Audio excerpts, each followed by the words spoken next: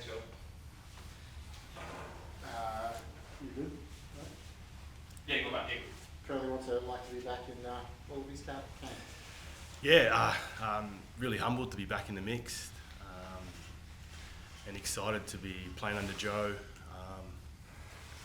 And the coaching staff. It's a pretty well experienced coaching staff, and just super excited to be amongst the guys again, and really excited for the opportunity ahead. And it's been a while now, but ready to rip in. Were you shocked to get the call? Not so much a shock. Kind of been pondering it for a while now. Having the year off kind of allowed me to get myself ready physically, mentally, spiritually, and watching the guys, especially at the World Cup. A lot of emotions there, and it kind of kept the fire in the belly going. And obviously got the opportunity to play some rugby this year, and especially at the Force, and got the opportunity. So it's just really, I'm really glad to be back, and just keen to add my influence on the group, and especially with the young crew who have a lot of enthusiasm, and they're just eager to learn, and so really excited about that, and adding my bit, and hoping, pushing towards winning games later on in the year. What sort of role do you see yourself playing? Look, I think individually I'll be pushing myself to be able to be ready for any position or whatever opportunity that comes. But then just having that kind of soundboard for a lot of the young playmakers in the group, or anyone in the group. I guess being that older guy in the group now, you kind of sharing those experiences, which is really important in driving the team in the right direction, helping the coaching staff with the direction there, and just kind of holding everyone up to keeping the standards on the field high, and really pushing each other to get better.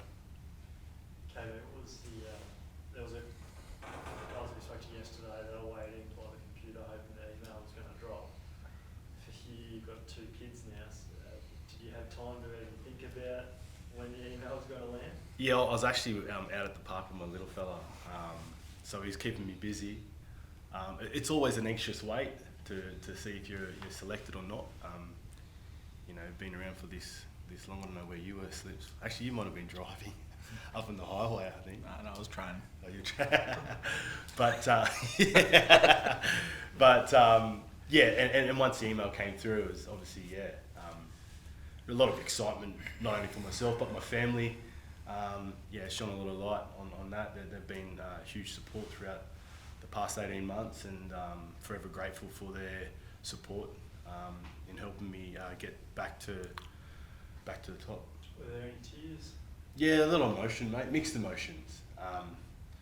But now I've got one foot in the door. There's a lot of things I still want to achieve in the game, and that's first being a good teammate, and pushing the group to back to the top, where we deserve to be. And I know there's a lot of hard work to be done. So first things first is making sure that we're putting our best forward at training.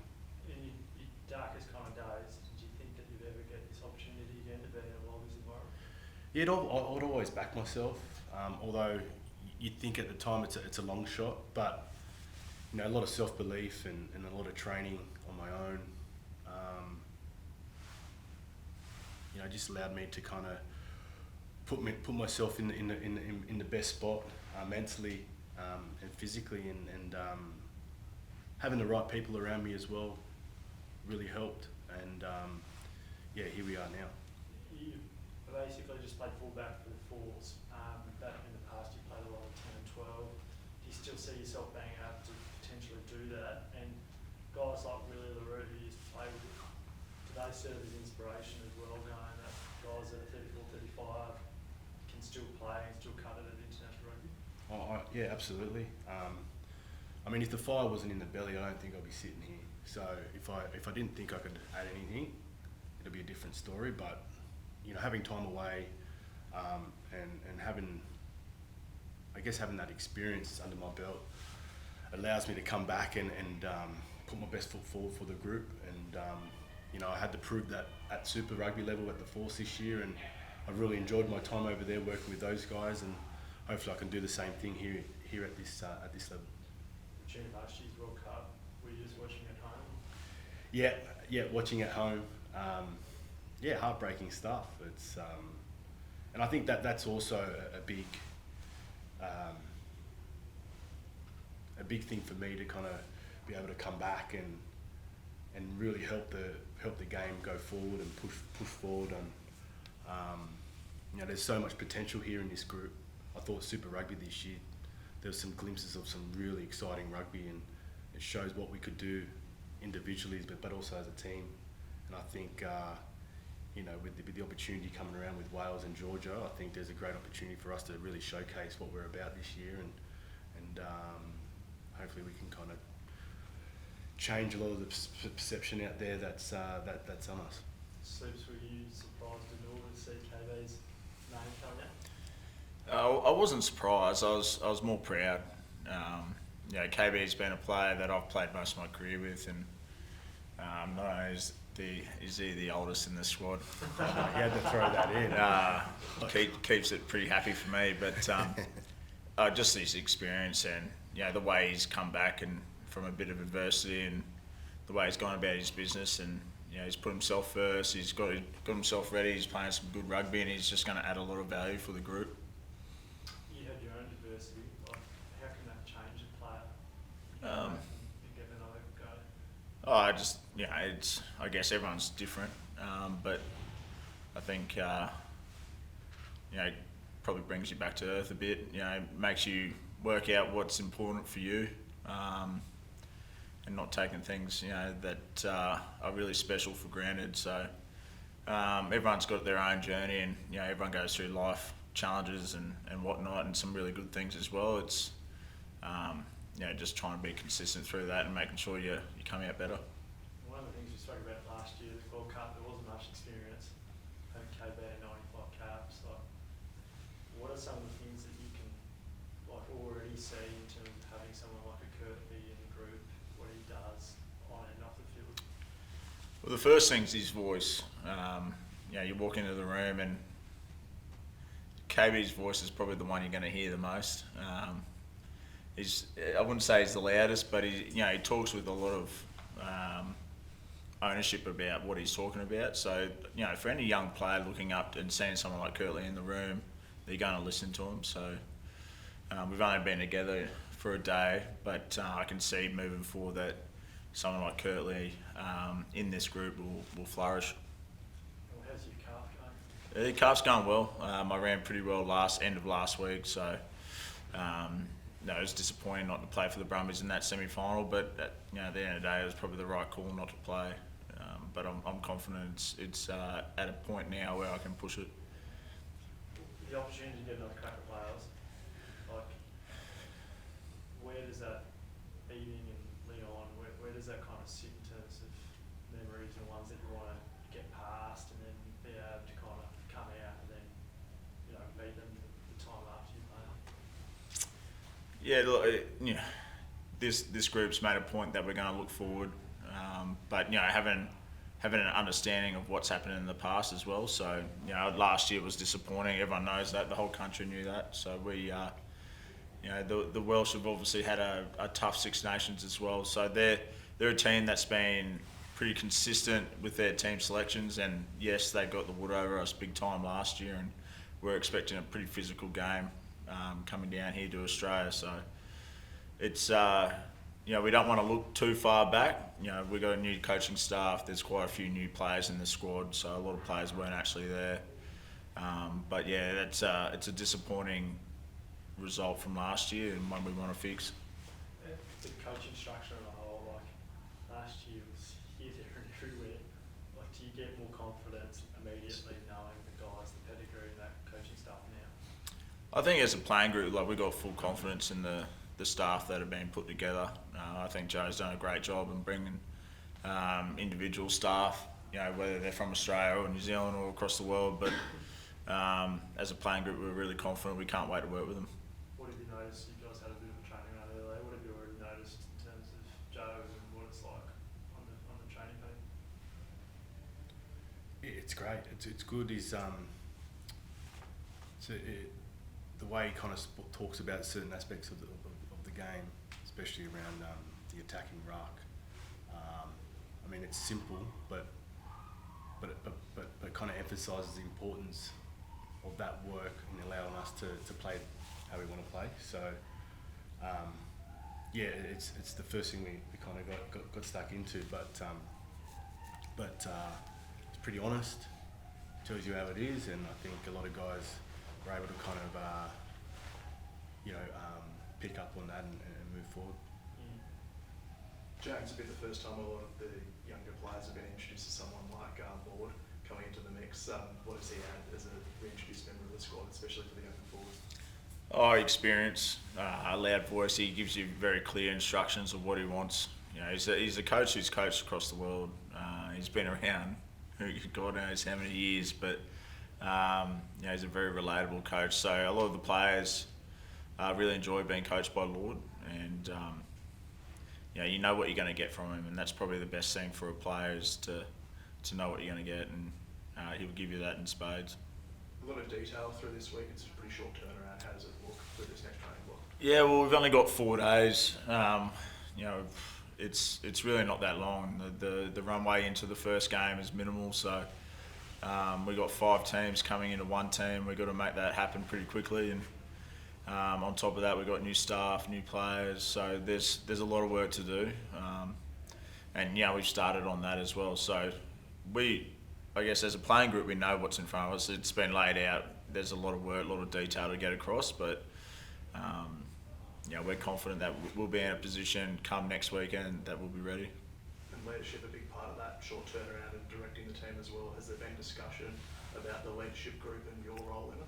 No, not necessarily. It's as I said, we've only got together last night, so I'm sure Joe will probably have a look at the squad and over the next week and into next week and come up with his own ideas around the leadership. But there's a young squad brought together, and there's a couple of experienced guys in there. We're going to need a mix of both.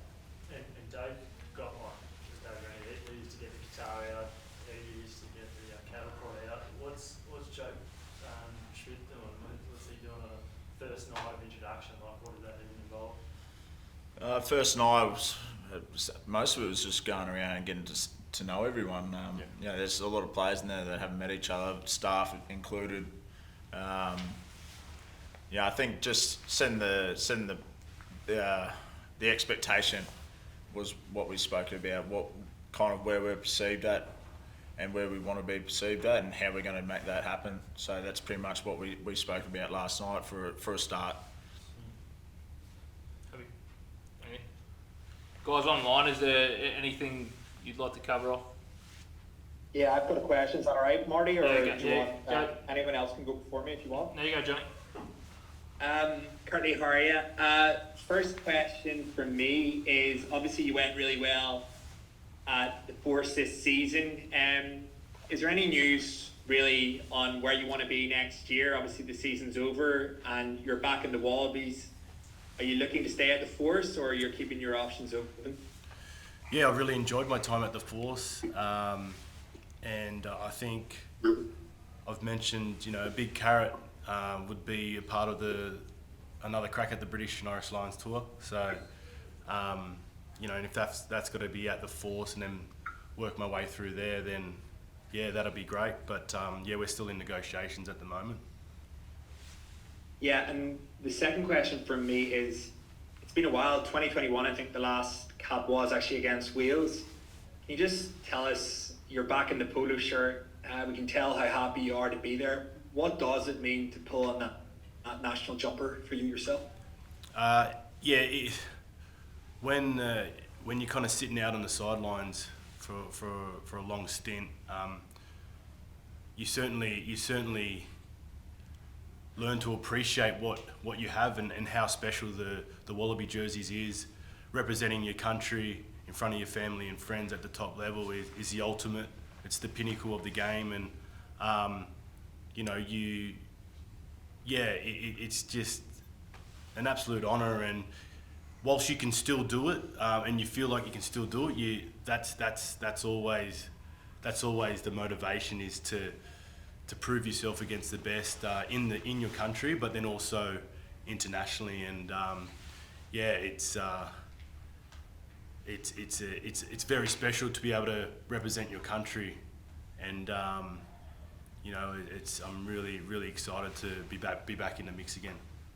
You only got 5 caps before, I think 5, if my maths is right, before you get to the 100, alongside the British and Irish Lions. Is that a massive goal for you to try and become that player? Absolutely. It's a huge milestone within the game, and you kind of almost dedicate the game coming straight from school. It's been a part of my life like forever now. So, these are little things that are huge motivators for me. It allows me to have that real purpose, and it allows me to get up and go to training every day with a real strong purpose and an intent to be able to go out there and go for gold. So, I'm really enjoying that challenge as well. It's not going to be given to me, and I understand that. But I think that's the exciting bit, being able to kind of test yourself against some of the best up and coming players in the country, some established players now, and that's the real excitement for me. Last question, boys, if that's all right. Kurtley, obviously you talked about your year off, and I'm sure there were, you always have that self-belief in yourself and a player to come back, and those lonely training sessions coming back for Randwick, whatever. Are you looking at the jersey now with a different set of eyes from the guy who was a regular picked? You were an automatic selection for a number of years. You're obviously, like Slips, you're at a different stage of your career. Are you really just inhaling every moment in terms of being in the camp and getting to just enjoy every moment in the national side? Yeah, I certainly am, definitely. Grinning from ear to ear, it's there's a real buzz around it, and you just can't.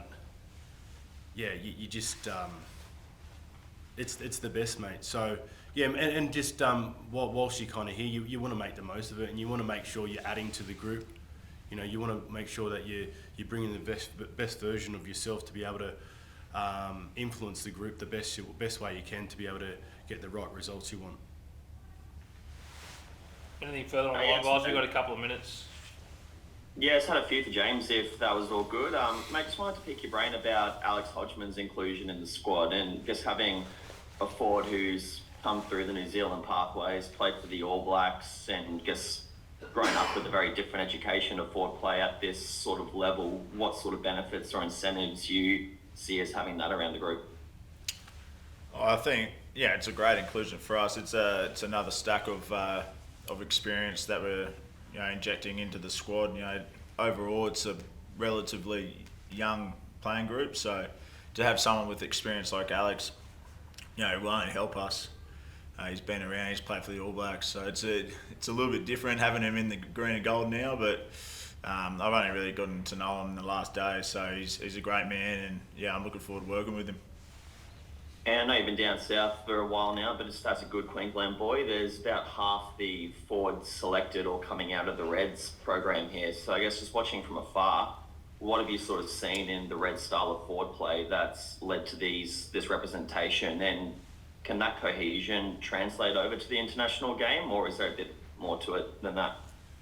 Oh, well, it depends on who's selected, really. Like, there's other players in the group as well, not just the Reds boys in that forward pack. So depending on who's picked, cohesion will come into that.